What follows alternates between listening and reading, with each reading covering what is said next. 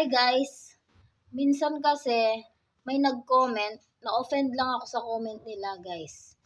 Ito kasi, nagpo-post kami minsan, salamat sa bigas, may nagbigay ng bigas, may nagbigay ng ulam, thank you sa tilapia, maraming tilapia ang binigay sa amin.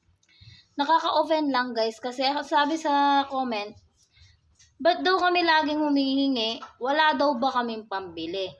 Bakit daw laging bigay na lang? At ba't di daw namin ma-providean yung sarili namin?